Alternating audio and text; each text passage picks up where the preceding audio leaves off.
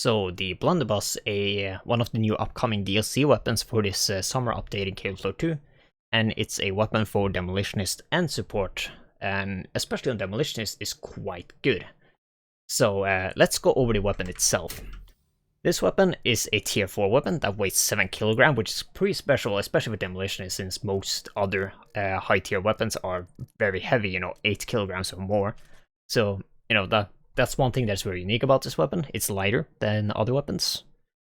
And of course it costs 1,500 Dash, just like other tier 4s. You can tell that by the sell price, since you can't see it in the trading menu in the beta. You have to spot it via console.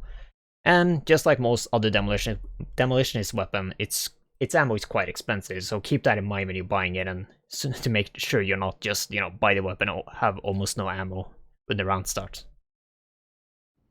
So yeah, so about the Blunderbuss, it has two different fire modes. It has a primary fire mode, which is a, normal grenade. What's unique about this fire mode though is if you hold down the fire button, mouse 1 or right trigger if you are on consoles, you can actually delay the explosion, and whenever you release the fire button, it explodes, so that's quite nice. And it also has an all-fire that, is a shotgun blast. You shoot a shotgun blast of shrapnel, which deals pretty good damage, and it also ricochets from surfaces, which you're not going to notice too much, but every once in a while it might kill a crawler, but most of the time it's not really that useful.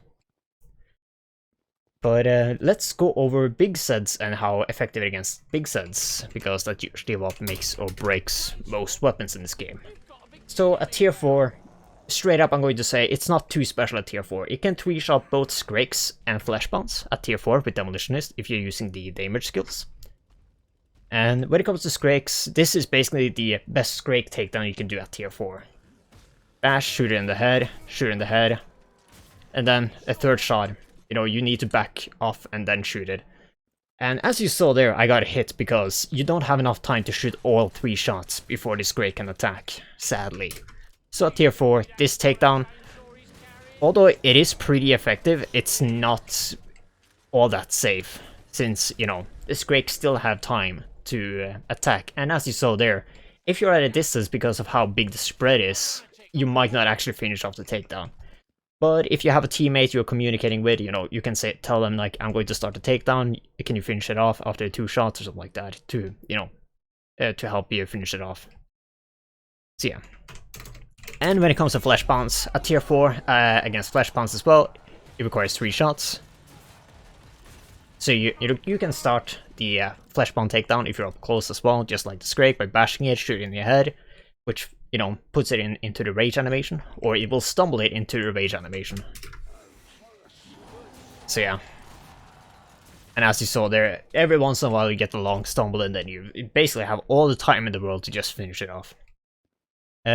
Another way you can do a takedown is if you're at a distance or don't mind taking a little bit of damage from the explosion, you can do a primary fire, run up, and then do 2 alt fires. Or, you can just stay at a distance and try to hit all 3 shots in the head, but that's kind of difficult and, can be somewhat unreliant, because sometimes the game just doesn't like you to, hit the heads when it comes to projectile hitboxes. So yeah, at tier 4, the Blunderbuss, not too special. However, if you upgrade this thing to tier 5, it becomes an entirely different weapon in terms of like how good it is. This weapon at tier 5 against Scrakes, it can 2-shot him. So this weapon basically at tier 5 becomes like a tier 4 double shotgun for support that is a lot easier to use. A lot easier and have a lot safer Scrake takedown. Oh. Although, you still need to be close and hit your shots, of course. But,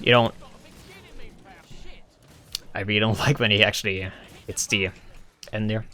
But with enough practice, you don't really need that much practice, because this takedown is pretty easy. So, with a little bit of practice with that takedown, you basically have a safe takedown against Scrakes, which is amazing. Flesh Bounce, however, you still require 3 shots, both with primary and secondary fire.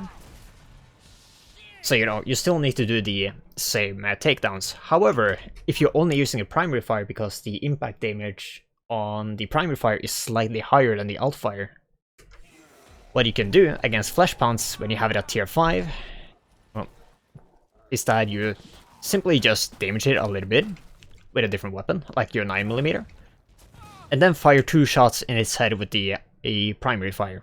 So that's another way you can do a takedown if you have a little bit more time to play with. Otherwise, you know, either you can just do that as well. Oh, oops. Yeah, that's how close you are to actually two-shotting it. So yeah. So yeah, against both Grix and Flesh Bounce, it has pretty good takedowns, especially up close against both of them, which is very, very nice. But something you need to remember, you need the damage skills. With the set time skill, if you really want to, if you're not using C4, you can just pick up Mad Bomber, because if you have a, you know, big set in your face with Mad Bomber in set time with this weapon, the big set just disappears. So yeah. But if you're using C4, you definitely want to have Destroyer of Worlds, because C4 with, you know, Bombardier and Destroyer of Worlds just completely destroys Flesh Bounce. So yeah. So yeah, overall, the Blunderbuss, a very good weapon. Actually, a DLC weapon that feels like a DLC weapon. It feels like a complete weapon that isn't, you know, blatantly broken, or just feels like a reskin of a different weapon with like just, you know, a gimmick to it. And it's, at the moment in Beta 1 as well, it's pretty light, so you can run it with a ton of different weapons, which is very nice. You know, at tier 4 you can run it now with a Seeker 6, which, you know, could be fun to move around with, I guess, since Seeker 6 is not really that good. But yeah. But if you have a tier 5, you know, you can use the new Kaboom Stick, M16, you can both use the HX pistol and C4 for once. You can actually use the HX pistol in the setup as a sidearm, which is quite nice. So yeah, so overall, Blunderbuss, good weapon, effective, up close, you know, at a distance it can still do a lot of work. And of course on Demolitionist it's more powerful, on support it's slightly weaker, so it's not really worth using on support, but yeah, for Demolitionist it's an amazing weapon. It's a new good weapon the Demolitionist very badly needs, because Demolitionist does not have that many actually good weapons. But yeah, that was the Blunderbuss. So yeah.